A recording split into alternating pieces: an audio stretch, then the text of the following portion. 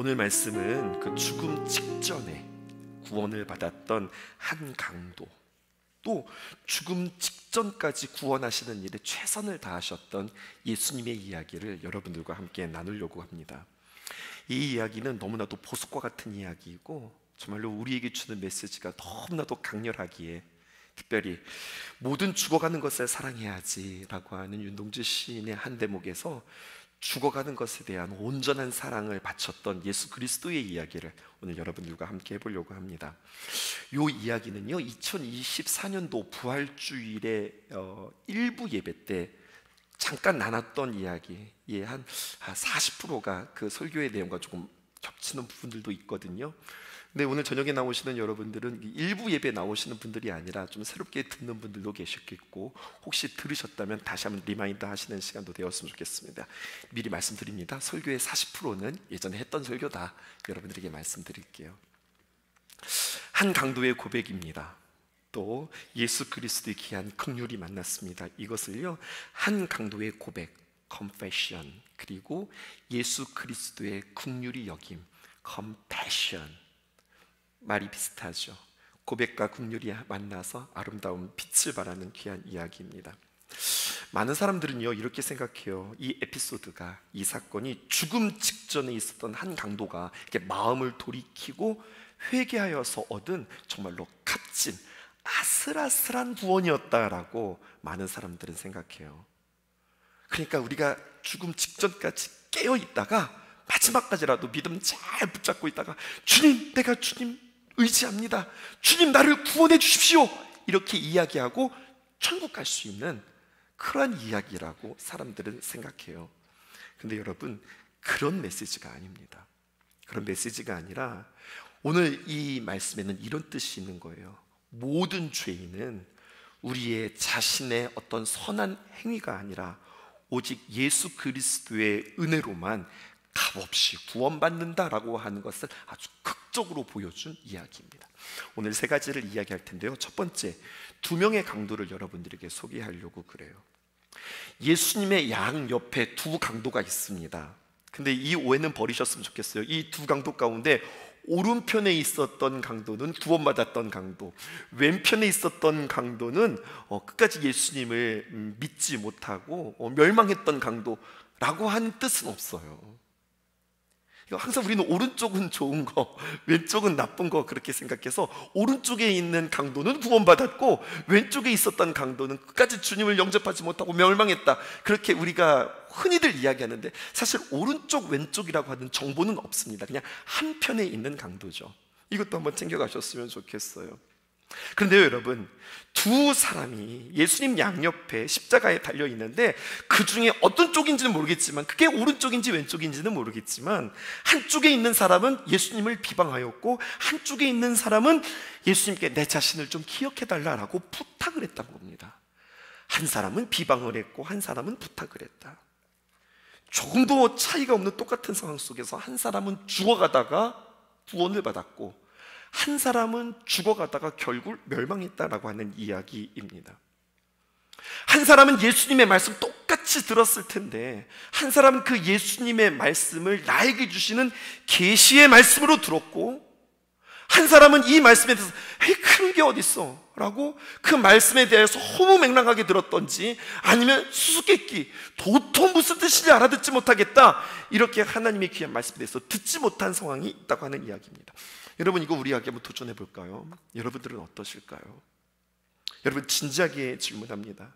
여러분에게 하나님의 귀한 말씀들이 선포되어질 때에 여러분들에게 선포되어지는 그 귀한 말씀이 나에게 들려주시는 계시의 말씀으로 들릴까요? 아니면 들어도 또 모르겠다, 수수께끼와 같은 말씀으로 여러분들에게 들려주실까요? 한 사람은 말씀을 듣는데 영적으로 깨어나고 한 사람은 말씀을 듣는데 영적으로 깨어나는 것이 아니라 오히려 영적으로 잠든다고 하니, 여러분, 우리는 이 십자가의 두 강도를 통하여서 우리는 다시 한번 우리의 마음의 상태도 점검해 볼 필요가 있겠습니다. 지금부터 했던 이야기들은 전에 했던 설교예요. 어떤 내용이냐면 이런 거예요.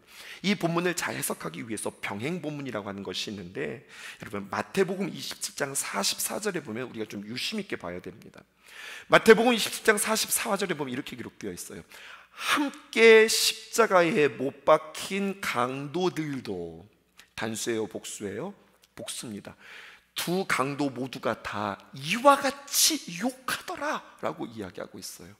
그러니까 처음부터 한쪽 강도는 그게 뭐 하는 소리야, 예수님, 우리 예수님 욕하지 마, 이렇게 하고 예수님을 방어한 것이 아니라 함께 십자가에 못 박힌 강도들, 두 사람이 못 박혔는데 똑같이 이와 같이 욕했다라고 하는 이야기예요. 복수죠. 또 마가복음 15장 32절에 보실까요? 이렇게 기록되어 있습니다. 이스라엘의 왕 그리스도가 지금 십자가에서 내려와 우리가 보고 믿게 할지어다 하며, 함께 십자가에 못 박힌 자들도, 십자가에 못 박힌 자가 아니라 함께 십자가에 못 박힌 자들, 그 강도들과 같이 예수님을 어떻게 했다는 거예요? 욕했다는 거예요. 그러니까 처음부터 이의 마음에 변화가 있었던 것이 아니라 처음에는 둘 다 이 강도들이 예수님을 향하여서 욕했다고 하는 거죠. 처음에는 두 강도가 함께 예수님을 비방하였으나 시간이 지나면 지날수록 한 강도의 마음의 심경에 어떤 변화가 있었다는 이야기입니다. 그러면 도대체 이 어떤 과정을 통하여서 이 짧은 시간 가운데 예수님에게 가르침을 받은 것도 아니고 설교를 들은 것도 아닌데 그에게 어떤 장면이 있었기에, 어떤 터치가 그의 마음 가운데 있었기에 그의 마음이 변화가 되었을까? 이걸 한번 생각해 보는 거예요. 성경학자들이 고증에 의하면은요, 십자가는 우리가 예수님이 그 십자가를 이렇게 지고서 그리고 골고다 언덕으로 올라갔다고 생각하는데, 여러분, 죄수에게 십자가를 지울 때 십자가에 가로목이 있고 세로목이 있어요. 그런데 이미 세로목은 골고다에 사형의 장소에 이미 세워져 있답니다. 사진 한번 띄워둘까요? 이미 세로목은 사형장 골고다에다가 박아놓고 로마 병사들은 십자가 사형수들을 기다리고 있는데, 한편 골고다 언덕 밑에서 가로목을 이 죄수의 어깨에 메고 올라오는 꼴이라는 거예요. 우리는 이제 보통 성화나 아니면 영화를 보게 되었으면 이렇게 예수님이 이렇게 십자가를 지고 이렇게 올라온다고 하는데, 성경학자들의 이야기는 물론 이것도 이제 하나의 가설이고 하나의 그들의 이야기이기도 한데, 많은 이들이 고증학적으로 보게 되었으면 어떻게 되느냐, 세로목은 이렇게 세워져 있고 가로목을 이 죄수에 지우고 올라온다는 겁니다. 그런데 이 골고다로 올라가는 이 길은, 정상까지의 길은 사실 여러 갈래의 길이 있었다고 하는 거죠.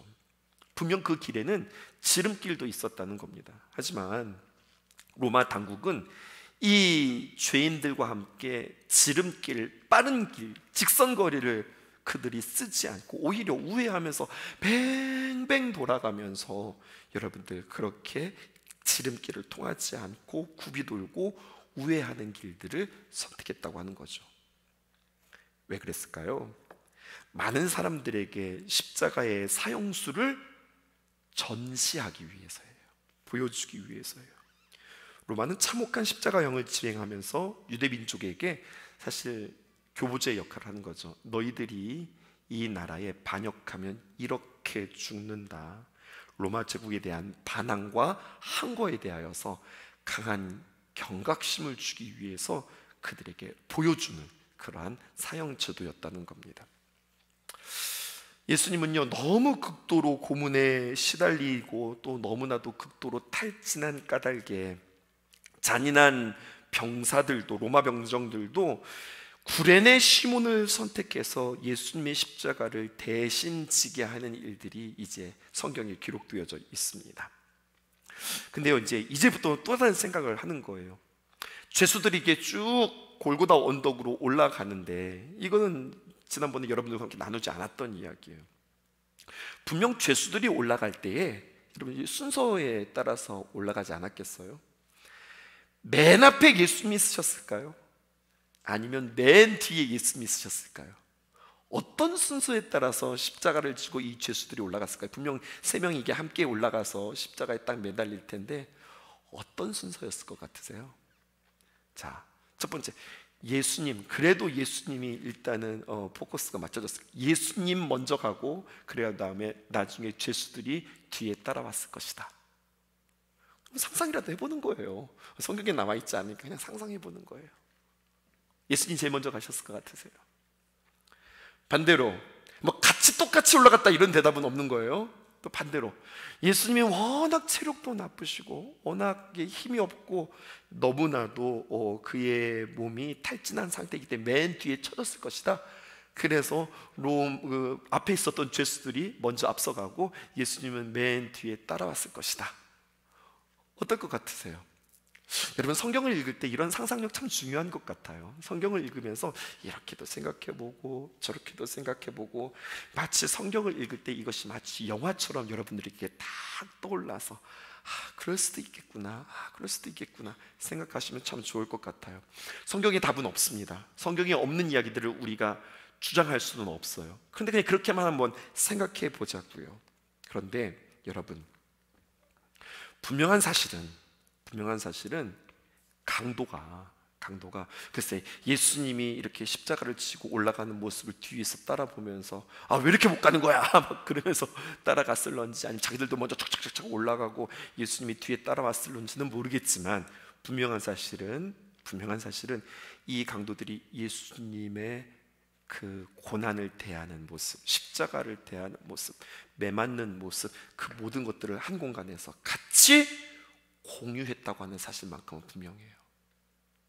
그 사실만큼은 분명한 겁니다. 두 번째, 두 가지의 선택이 오늘 성경의 본문에 기록되어져 있습니다. 구레네 시몬이라고 하는 사람이 있는 거죠. 입이 이만큼 튀어나와서 억지로 십자가를 지고 가게 되어지는 상황이 되었습니다. 그러니까 요즘식으로 말하면 이런 거예요. 유대의 명절이 되어서 유대인들에게 가장 소망은 뭐냐면 이 명절을 제대로 한번 지내보고 싶다. 명절을 지낸다는 것은 뭐 추석 지내고 설 명절 지내고 이런 것이 아니라, 명절에, 유월절에, 아니면은 뭐 초막절에, 아니면 어떤 절기에 반드시 우리는 그 성지에 가서, 예루살렘에 가서 제대로 예배 드리면서 우리가 하나님 앞에 진지하게 우리의 마음들을 올려놓고 내가 정성도 다하겠다, 이러한 마음들이 그에게 있었던 거예요.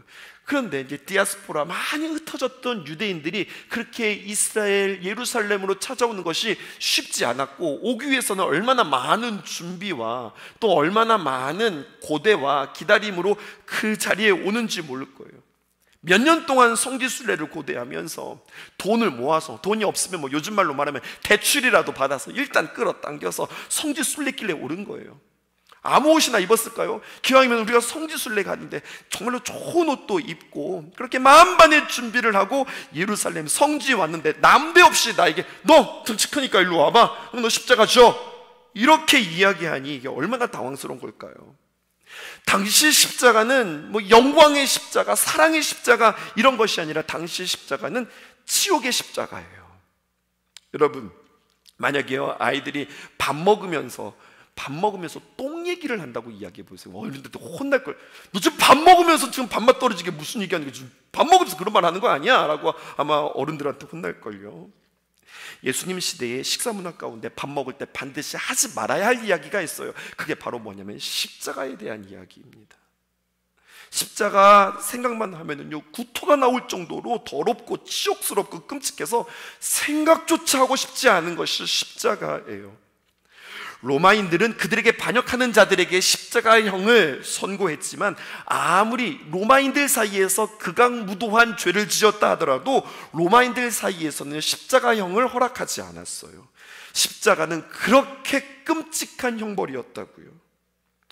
오래간만에 준비하고 또 기도하고 시간을 내서 돈을 모아서 마음 먹고 성지순례 왔는데, 진짜 마음 먹고 성지순례 갔는데 난데없이 십자가를 지라고 하니, 여러분 이거 얼마나 성질이 나는 일일까요?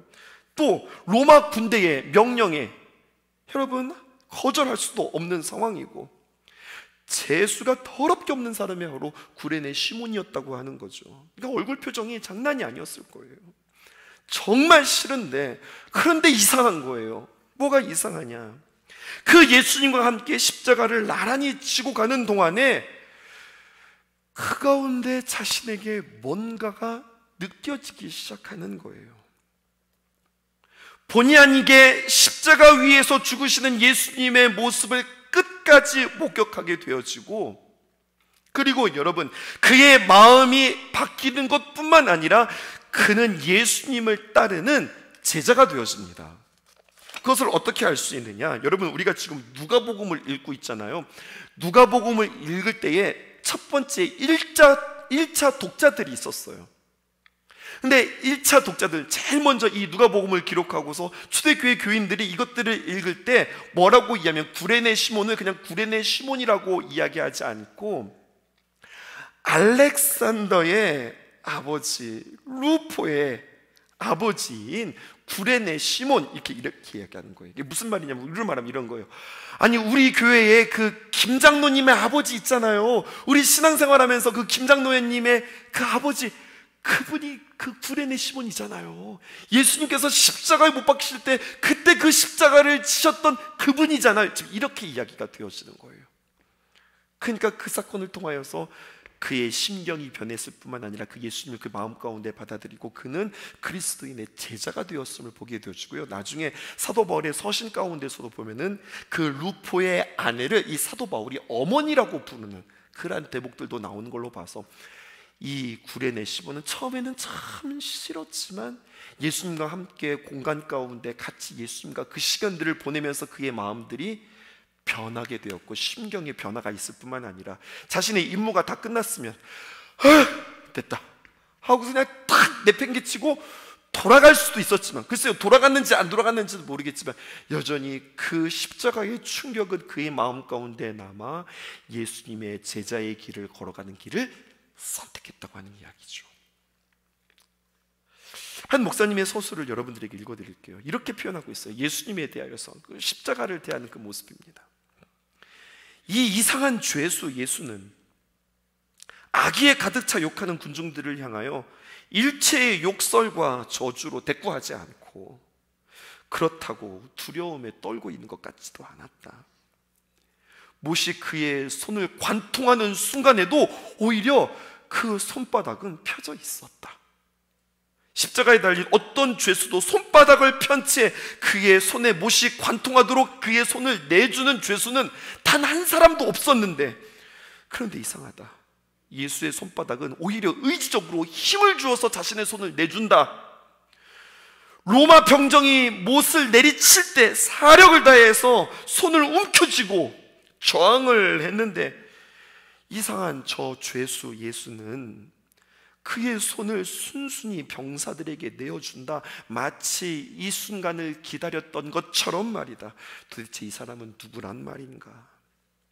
이 이상한 죄수는 손으로 뺨을 맞고 주먹으로 얼굴이 가격을 당하고 가시만류관으로 인하여서 그의 머리를 찔러 피로 얼굴이 범벅이 되었지만, 그의 표정과 특별히 그의 망가진 눈에서 비추어 나는 그 눈빛은 평화롭다 못해 자유롭까지 하였고, 말할 수 없는 온유함과 겸손함이 느껴짐과 동시에 위엄과 권위가 그에게 있었다.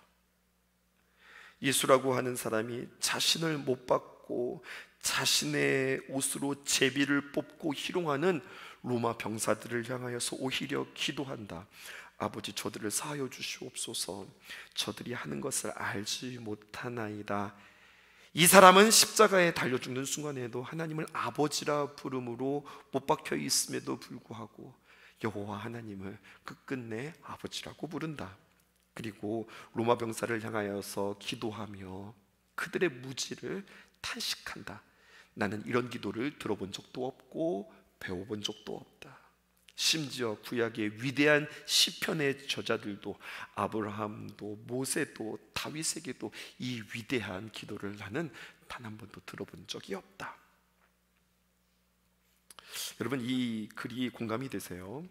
처음에는 욕했다가 예수 그리스도를 변호하고 예수 그리스도를 고백하고 경배했던 그 삶을 드렸던 짧은 순간에 일어난 회개한 강도의 이야기, 그의 심경의 변화를 이해할 수 있는 서술이라고 여러분들에게 소개하고 싶어요. 중요한 것은요, 이 회개한 강도가 무엇을 보았단 말인가, 우리가 이것들을 생각해 볼 필요가 있습니다. 십자가 옆에 한 강도 한번 생각해 보실까요? 모든 것들이 묶여 있죠. 그 사람이 유일하게 움직일 수 있었던 것은 어쩌면 그 입안에 혀 있을는지도 모르겠습니다. 그 혀, 유일하게 움직일 수 있는 그의 혀. 근데 그는 그 혀를 가지고 담대하고 강팍하게 예수님을 책망하고 주님을 조롱하는 그 강도를 꾸짖으며 자신은 이렇게 이야기해요. 41절에 우리는 우리가 행한 상당한 일에 보응을 받는 것이니 이에 당연하거니와 이 사람이 행한 것은 옳지 않은 것이 없느니라 하고 42절 중요하죠. 이르되 예수여 당신의 나라에 임하실 때에 나를 기억하소서. 이렇게 그가 이제 고백하는 거죠. 여러분, 평생 자기 멋대로 살아가고 강도짓하면서 살아가다가 죽기 직전에 살겠다고 42절에 이르되 예수여 당신의 나라에 임하실 때에 나를 기억하소서. 죽기 전에 예수님께 아부 떨고 비굴하게 나 좀 기억해 달라고 기도하는, 여러분 이거 치졸한 기도로 여러분들 들려주십니까? 갑자기 비행기를 타고 가는데 이런 기내 방송이 있는 거예요. 여러분, 이 비행기가 갑작스럽게 사고를 만났습니다. 우리는 이제 죽음을 준비해야 할 것 같습니다. 사람들이 막 당황하죠. 막 이리저리 우왕좌왕하고 막 문자를 보내고 핸드폰을 하는데 비행기에서 핸드폰이 되겠어요? 하지만 자신들이 할 수 있는 모든 방법들을 취하며 자신의 자취와 자신의 이야기와 자신들의 마음들을 전하죠. 뭐 서로 끌어안고 울고 엉망진창인데요, 한 사람이요 자신의 죽음을 이렇게 준비하는 거예요. 자신이 쓰고 있던 가발도 벗고 자신이 붙였던 눈썹도 띄고 자신이 이렇게 저렇게 치장했던 귀걸이니 반지니 뭐 이런 것들도 싹 다 정리하고 정말로 자기의 순수한 모습으로 이렇게 담기는 거예요. 그 심정은 어떤 마음일까요? 내가 이제까지 살아오는 동안에 사람들한테 보이기 위해서 뭐 가발도 쓰고 눈썹도 붙이고 뭐 이렇게 저렇게 치장도 하고 뭐 이렇게 했으나 내가 떠나는 마당에 이런 것이 무슨 소용이 있을까? 가볍게 떠나리라 생각하고 이것저것 다 나에게 거추장스러운 것들도 다 벗어 던지고 정말로 자신의 모습으로 자기 죽음을 준비하더라는 이야기예요. 기내 방송이 들리는 거죠. 우리가 좀 더 안정을 찾아서 이제 안전하게 착륙할 수 있을 것 같습니다. 방송에 나오자 이제 또 다시 다 주워드는 거죠. 자, 가발도 다시 쓰고 띄었던 눈썹도 다시 한번 이렇게 붙이고 뭐 이것도 다 끼고 다시 내렸을까요? 저는 이 이야기를 하면서 좀 우스꽝스러운 이야기라고 하지만 그럴 수 있겠다는 생각이 드는 거예요. 무슨 생각이냐? 죽음 앞에서만큼은 가장 솔직하겠다. 죽음 앞에서만큼은 가장 진지한 고백이 그의 입술 가운데 있을 수 있겠다라고 하는 거죠. 오늘 여러분, 우리가 할 수 있는 최고의 기도를 만나는 겁니다. 이것은 아부를 떨거나 나 좀 어떻게 좀 해주세요 이런 것이 아니라, 여러분 우리가 주님 앞에서 늘 주 앞에 고백해야 하는 그러한 고백입니다. 띄워주실까요? 예수여 당신의 나라에 임하실 때에 나를 기억하소서. 여러분, 만약에 우리가 준비가 되어진다면, 마지막 순간에 우리가 말할 수 있다면, 아니 내가 말은 못한다 하더라도 나의 의식적으로라도 내가 마지막 기도를 한다면, 여러분 이 기도를 할 수 있기를 주님의 이름으로 축복합니다. 우리 따라서 한번 읽어보실까요? 시작. 예수여 당신의 나라에 임하실 때에 나를 기억하소서. 다시 한번 해보실까요? 예수여 당신의 나라에 임하실 때에 나를 기억하소서. 우리가 행한 그 무엇으로 기억한다면, 내가 너를 기억했는데 자격 없을 것 같은데 이렇게 퇴짜가 아니라, 주님 나의 연약함도 아시는 주님, 나의 부족함도 아시는 주님, 내가 주님을 의지하는 것 이거 하나뿐입니다. 여러분 이게 은혜예요. 이게 우리에게 은혜라고요. 주여 나를 기억하소서. 여러분, 내가 왕년에 이런 것들을 좀 했거든요. 주님, 예수님 내가 이 땅에 살아가면서 내가 그래도 목사로, 내가 장로로, 내가 권사로, 내가 체육대회 때 내가 얼마나 헌신했는데요. 뭐 이런 이야기가 아니라, 주님 앞에서 우리가 했던 그 무엇이 뭔가 자랑이 될까요? 아무것도 없는 거예요. 뭐냐? 주님, 나는 주님의 도움받기 필요가 없는 사람입니다. 주님의 나라에 임하실 때에 주님 나라 계시는 그 주님께서 부족한 나를 기억해 주세요. 여러분, 이것이 우리가 주님 앞에 드릴 수 있는 가장 최고의 기도라고 하는 거죠. 이제 마지막입니다. 여러분, 우리가 두 증인을 만났고요, 두 가지의 선택을 보았다면 이제 마지막 두 가지의 열매를 보게 됩니다. 예수님의 사람을 이제 우리가 준비하면서 저도 또 첫 마음으로 예수님의 사람을 이렇게 쭉 준비하는데, 예수님의 사람이라고 하는 책을 보게 되어지면 맨 첫 장에는 표지에 제목이 있고요, 그 다음 장을 넘으면 아무것도 없는데 딱 한 구절의 성경 구절이 있어요. 그게 바로 이 구절입니다. 어떤 구절이냐면 요한복음에 있는 말씀, 요한복음 15장에 있는 말씀이에요. 나는 포도나무여 너희는 가지라. 그가 내 안에, 내가 그 안에 거하면 사람이 열매를 많이 맺나니 나를 떠나서는 너희가 아무것도 할 수 없습니다. 예수님의 사람의 양육 과정을 거치셨던 분들은 다시 한번 집에 가셔서 한번 확인해 보세요. 첫 장을 넘기면 아무 글이 없고 그 다음에 그냥 딱 요 구절이 하나 딱 새겨져 있어요. 언제가 우리나라의 판사로 일하셨던 한 장로님을 초청해서 간증을 듣게 되었는데요, 유기석 목사님의 이야기예요. 이분은 어릴 적에 소아마비로 알아서 다리에 장애를 가지고 계셨던 분이에요. 그럼에도 불구하고 자신이 좌절하지 않고 세상의 판사로, 또 교회에서는 장로로 귀한 사명을 감당하셨으니 목사님이 보실 때 와, 오늘 귀한 분 모셨다, 오늘 참 은혜가 되겠다, 이렇게 생각이 들었다는 거예요. 그런데 집회가 시작되어지면서 말씀하시는 첫 대가락이 어떻게 시작되냐면 이렇게 말씀을 하신다는 거예요. 저는 예수님을 늦게 믿은 사람입니다. 제가 대학교 3학년 때야 예수님을 믿게 되었는데요, 예수님을 믿게 된 계기가 있습니다. 그 전까지는 제가 예수 믿는 사람을 단 한 사람도 보지 못했습니다. 그렇게 이야기한다. 그 말을 듣는 순간 목사님은 불안했대요. 아니 저게 무슨 말인가. 아무리 예수 믿는 사람이 적은 곳에서 살았다 하더라도, 우리나라에서 정상적인 교육과정과 정상적인 인간관계를 맺었다면 대학교 3학년 소아마비가 되었으니까 군대를 못 갔다 하더라도 나이가 22에서 23살인데 그동안에 예수님을 믿는 사람을 단 한 사람도 만나지 못했다고, 이게 도대체 저게 무슨 말인가 의아해했는데요, 그 다음 말을 듣고서 너무 부끄러웠다는 거죠. 뭐냐, 교회 다니는 사람들은 많이 보았습니다. 그런데 예수님을 믿는 사람을 만난 것은 대학에 입학한 뒤에 그 기숙사에서 만난 룸메이트를 보고 저는 예수님을 만난 사람을 처음 보았습니다. 그는 항상 얼굴에 기쁨이 있고요, 진짜 모든 일에 감사하고 항상 다른 사람들을 배려하는 것을 저는 옆에서 직접 보았습니다. 그렇게 이야기하는 거예요. 하도 신기해서 그 친구에게 물었답니다. 도대체 너는 어떻게 그렇게 항상 즐거워하고 어떻게 다른 사람들에게 늘 그렇게 친절할 수 있어? 그랬더니 이 친구가 대답하더래요. 예수님을 믿고 나서 내가 이렇게 바뀌었어. 너도 예수님 좀 믿어봐. 그렇게 이야기했다는 거예요. 우리가 무엇을 위해서 교회를 다니고 무엇을 위해서 예수님을 믿는 걸까요? 이것은 바로 우리가 교회만 다니는 사람이 아니라 예수님이 되어야 하는 것의 이유이기도 하는데요. 여러분, 한국 교회가 무엇이 문제일까요? 아니, 우리 교회가 무엇이 문제일까요? 라고 질문하면 사람들은 이렇게 이야기한다는 거예요. 교인들이 변화되어야 합니다. 교회는 열심히 다니는데 변화가 되지 않아요. 변화되어야 합니다.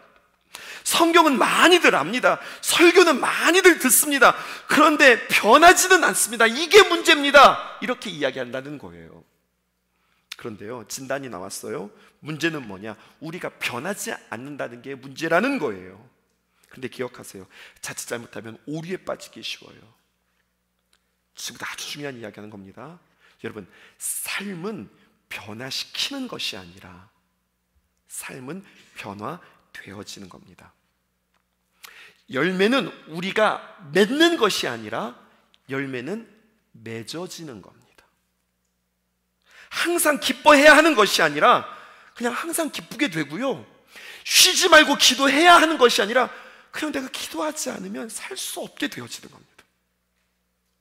범사에 감사해야지. 막 감사 훈련을 하고, 오늘 우리는 무엇을 감사할까? 이것도 감사하고 이것도 감사하고 이것도 감사하고, 감사 노트를 쓰면서 우리가 감사의 훈련을 하는데 참 잘하는 거예요. 그런데 진짜가 있어요. 그건 뭐냐면 내가 뭐를 감사하지? 그래서 막 감사를 생각하면서 감사를 쓰는 게 아니라 사실은요, 그냥 감사가 우리 일상에서 그냥 다 되는 거예요.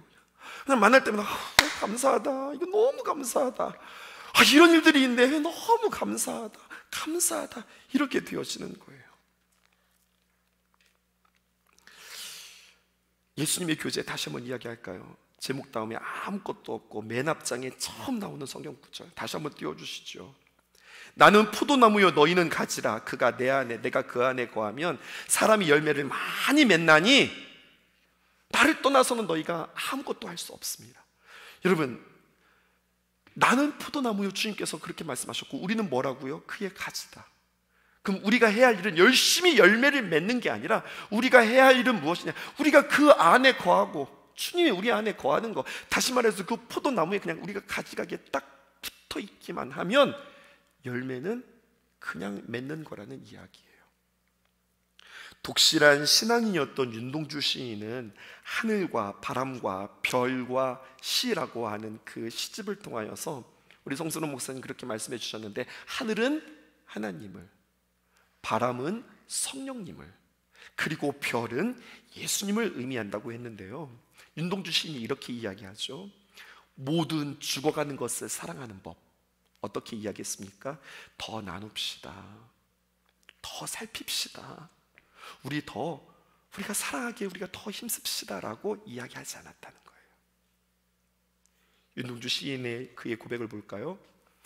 별을 노래하는 마음으로 모든 죽어가는 것들을 사랑해야지. 별이 뭐라고 그랬어요? 예수님을 상징한다고 그랬죠. 그럼 어떻게 사랑하는 거예요? 별을 노래하는 마음, 별을 노래하는 마음으로 사랑하겠다고요. 여러분, 별을 노래하려면 어떻게 해야 할까요? 먼저 별을 노래하려면 별을 알아야죠. 예수님을 알아야죠. 그리고 별을 노래하기 위해서는 그 별을 만나야 하고, 그리고 그 별을 제대로 표현해야 노래하게 되어질 텐데요, 모든 죽어가는 것을 사랑하셨던 예수님 자신도 자신의 힘으로 사랑한 것이 아니라 하나님을 가까이 함으로 그 십자가의 사랑이 완성되었던 것처럼, 예수님 그 고단함 속에서도 새벽에 굳이 새벽에 일어나서 아침 미명에, 새벽 미명에 하나님께 나아가 겟세마네 동산에 올라가 늘 기도하시고, 모든 사역이 다 끝난 뒤에 여러분 또다시 홀로 그 주님께서는 산에 올라가서 주님과 함께 접촉하심으로 말미암아, 하나님을 가까이 함으로 말미암아, 하나님을 사랑함으로 말미암아 그의 삶 속에서 사랑이 그냥 되어졌던 것처럼, 우리도 마찬가지예요. 우리 또한 하나님을 가까이 함으로 내가 애써서 무엇을 하려고 하는 것이 아니라 주 안에 있으면 내가 계속해서 더욱더 주님을 사모하고 내가 주님께 접촉하려고 하고 주님께부터 받으려고 많이 애쓰면, 나도 모르는 사이 그냥 나는 아무것도 하지 않은 것 같은데, 그냥 나는 그냥 툭 한마디 한 것 같은데, 그게 사랑이고 그게 감동이고 그게 역사이고 그 놀라운 열매들을 맺어지더라는 이야기예요. 그냥요 새벽에서 이렇게 기도하고 있는데, 우리 성도들의 간증이에요. 그렇게 있는데 내가 기도하고 있는데 누군지도 모르겠다는 거예요. 누군지도 모르는데 와가지고 나를 이렇게 그냥 뒤에서 안고서 그냥 이렇게 살짝 안고 기도하고 이렇게 떠났대요. 마치 천사가 와서 기도해준 것 같기도 하고, 분명 목사님은 아닌 것 같은데 누가 와서 이렇게 기도해주고 갔는데, 그렇게 기도해주고 있는데 자신의 마음 속에서 갑자기 뜨거운 마음이 올라오고 성령이 충만해지고 잃었던 마음들이 막 회복되어지고 건강을 회복하게 되었다는, 궁금하대요. 누군지 좀 알고 싶다고. CCTV를 좀 돌려봤으면 좋겠는데 누군지 좀 알았으면 좋겠다. 자, 그럼 우리 한번 생각해 보시자고요. 자, 내가 지금 성령 충만해. 지금 내가 이 권사님에게 가야 된다. 그리고 내가 그를 위해서 기도해야 한다. 그러면 이 권사님에게 놀라운 능력이 임한다. 뭐 이런 프로세스와 이런 과정들이 있었을까요? 그냥 없었어요. 그냥 기도하고 일어섰는데, 그냥 그렇게 기도하는 그 권사님, 그 집사님이 그냥 눈에 밟혀서 그냥 그 마음에 그냥 이렇게 안아주고 그냥 기도하고서 떠났을 뿐인데, 그냥 그렇게 했을 뿐인데, 그냥 그 사랑의 마음을 표현했을 뿐인데, 거기에 열매가 있고 거기에 능력이 있고 거기에 힘이 나타나는 그 귀한 역사. 이게 바로 우리의 삶에 열매 맺는 일이구나. 치열하게 계획하죠. 자, 10월이 되면 우리가 이런 일들을 하고 11월이 되면 또 이런 일들을 꿈꾸며 자, 우리는 이런 일들을 계획한다. 우리가 치열하게 준비하고 계획하고 또 생각하고 회의하는 것들도 중요하지만 반드시 필요한 거예요. 하지만 하나님 앞에 맡기고 하나님께 올려드리고 하나님 앞에 기도하면 또 하나님께서 이렇게 저렇게 탁탁 맞추어 주시는 하나님의 귀한 역사를 경험하는 것. 별을 노래하는 마음으로 모든 죽어가는 것들을 사랑해야지. 여러분 이 원리를 아시겠어요? 그러니까 막 내가 사랑해야 돼, 맞아, 예수 믿는 사람 사랑해야지 라고 하는 마음으로 막 주고 나누고 베풀고 뭐 감사, 이런 것들도 중요하지만 더 중요한 것은 내가 주님께 머물러 있으면 작은 실천도 하나님께서 크게 역사하신다. 이게 진짜 열매 맺는 것이다 라고 오늘 주님께서 우리에게 이야기하는 것 같아요. 예수님 보실까요? 저기 구레네 시몬이 온다. 나는 그윽한 눈빛을 한다. 그리고 나는 그 십자가의 모든 채찍을 뭐 담대하게 만든다. 뭐 이런 거 없을 거 아니에요. 그냥 주님만 생각하면서 주님께 기도만 하고 그냥 주님만 바라보면서 나갔을 뿐인데 그것이 그 누군가에게 감동이 되어지고 역사가 되어지고 은혜가 되어지고 마음이 바뀌는 놀라운 역사가 일어났던 것처럼 그냥 나는 주님을 사랑한 것뿐입니다. 내가 주님을 노래한 것뿐입니다. 그것으로 모든 것들이 다 완성되어진 하나님께서 이루시는 그 귀한 역사를 경험하는 것. 별을 노래하는 마음으로 모든 죽어가는 것들을 사랑해야지. 이 구절이 여러분들의 마음속에 조금 더 이해가 쉽게 하나님의 은혜가 여러분들에게 닿기를 주님의 이름으로 축복합니다. 기도하겠습니다. 내 몸은 구주의 성전이니 예수의 밝은 빛 비추며 살리라. 내 안에 계시는 성령님이 늘 함께 하시니 기뻐하리로다. 어디에 있든지 무엇을 하든지 주 예수의 영이 함께 하시네. 세상을 향하여 움직이는 교회 되어 내 하루의 한가운데서 주를 높이리. 주여 높임을 받으소서. 모든 영광과 찬송을 하나님께. 나를 부르신 자리에서 내 삶을 드려 찬양하리.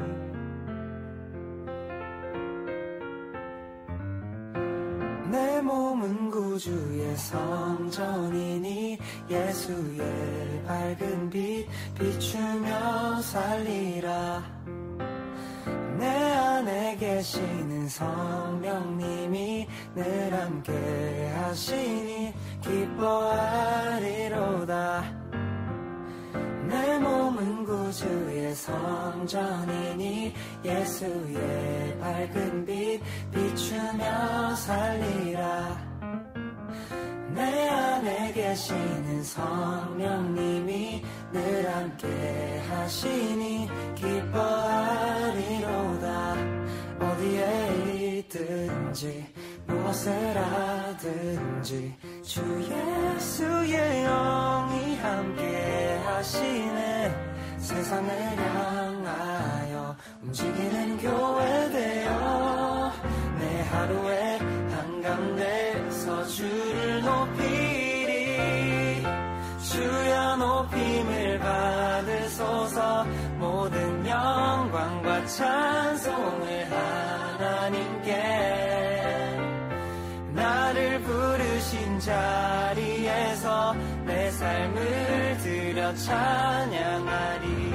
주여 높임을 받으소서. 모든 영광과 찬송을 하나님께. 나를 부르신 자리에서 내 삶을 드려 찬양하리.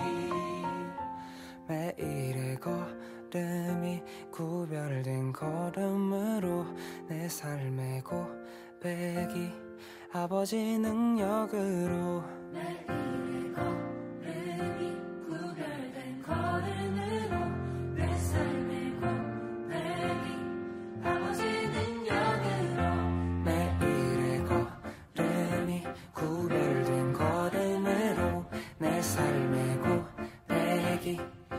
아버지 능력으로 매일의 걸음이 구별된 걸음으로 내 삶의 고백이 아버지 능력으로 매일의 걸음이 구별된 걸음으로 내 삶의 고백이 아버지 능력으로 매일의 걸음이 구별된 걸음으로 내 삶의 고백이 아버지 능력으로